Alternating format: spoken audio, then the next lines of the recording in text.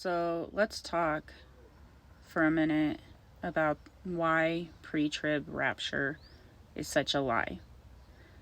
So we'll start with Revelation 22:12.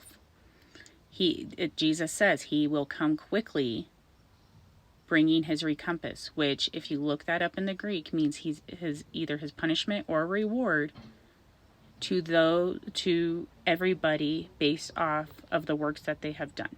So he's going to be judging everyone and bringing their reward or their punishment when he comes quickly.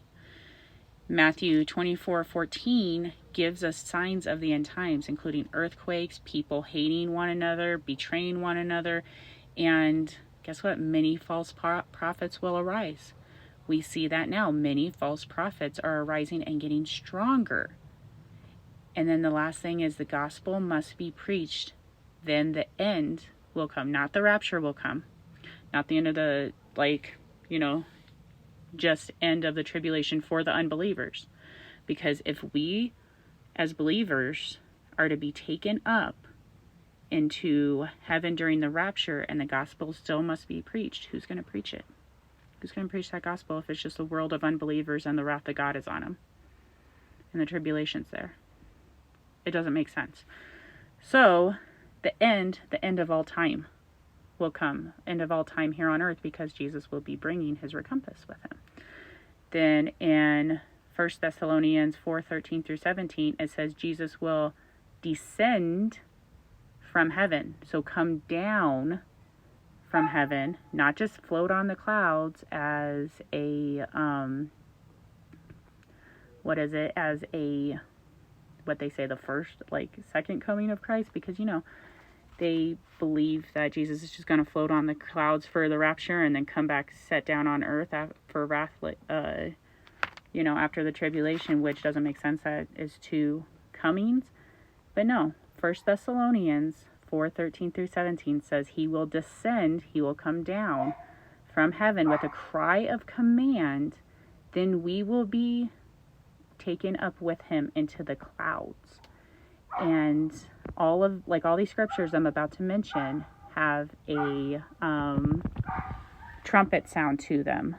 So the next one is 1 Corinthians 15:52 says, with that trumpet sound, that the dead in Christ will rise first, and then we will be taken in a twinkling of an eye.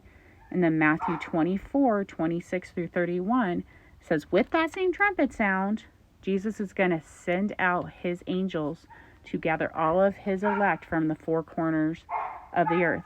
All of that is the exact same moment.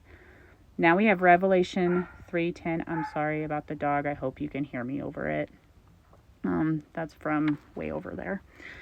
But Revelation 3:10, he says that he is going to keep his people during the time that he is trying people, the others, right?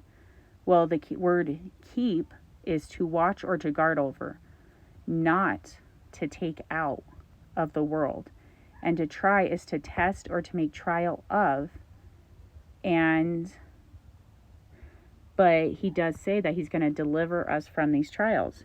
So he will deliver us in the fact that we will not be deceived, we will not be harmed.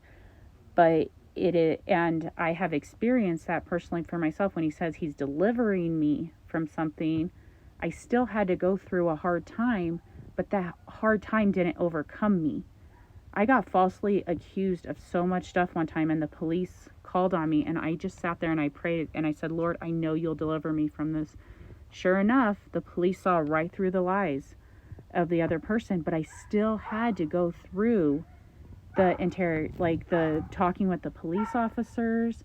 I still had to sit there and listen to this person tell atrocious lies about me and go through a difficult time. It was a difficult time to sit there and listen to it. But he delivered me. He didn't allow it to overcome me. Whereas in this verse, he says the same thing, that he's going to guard us and watch over us. But it doesn't mean he's going to take us out. It means he's going to watch over us, care for us, while others are going through the actual complete hardship of it.